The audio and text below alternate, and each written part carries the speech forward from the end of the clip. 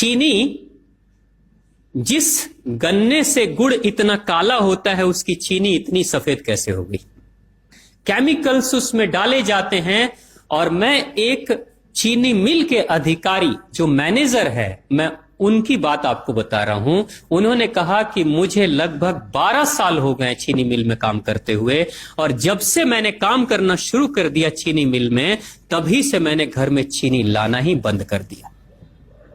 मैं तब से अपने बच्चों को चीनी खिलाता ही नहीं हूं, जबकि नौकरी से सैलरी वहीं से मिलती है, मगर चीनी नहीं। मैंने कहा कि आखिर कौन सी घटना घटी जिसके कारण से आपने ऐसा किया? तो उन्होंने बताया एक छोटी सी घटना कि चीनी मिल में जो ये पानी निकलता है ना, चीनी के बनने के बाद उस प्रोसेसिंग में जो पानी निकलता है, उस पानी में वो सारा केमिकल भी मिक्स रहता है, और उस पानी को चीनी मिल वाले लोग अक्सर एक टंकी में जमा करके रखते हैं। ये सभी चीनी मिल वालों के पास में होता है, आप भी कभी जाएंगे तो आपको भी पता चलेगा। वो टंकी में वो पानी रखा जाता है, लेकिन रोज रोज प्रोसेसिंग हो रहा है, रोज चीनी बन रही है, रोज बहुत सारा पानी आ रहा है, तो आखिर कब तक? एक टंकी की क्षमता है ना, कितने दिनों तक वो टंकी खाली रहेगी? भर जाती है, भरेगी तो फिर क्या करेंगे? खाली करना है।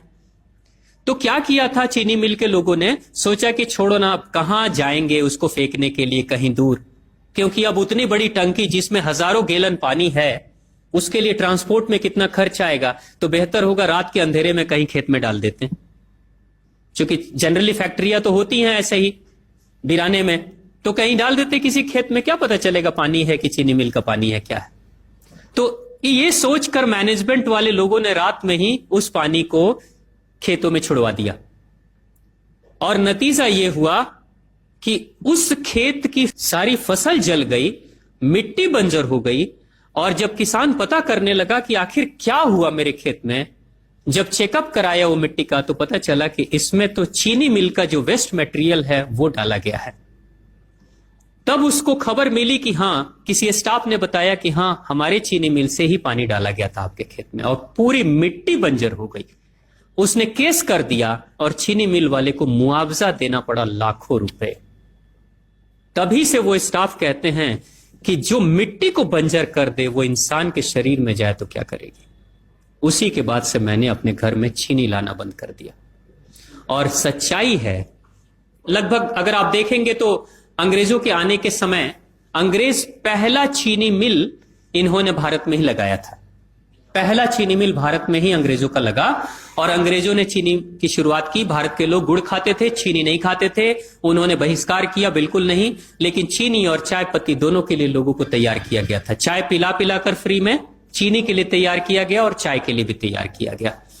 अंग्रेज ने जब से यह शुरू किया है, और पिछले 50 वर्षों से हमारे समाज में चीनी खाने का प्रचलन बहुत तेजी से बढ़ा है, और उसी समय से भारत के लोगों के बच्चों के शरीर में कैल्शियम की कमी होनी शुरू हो गई है।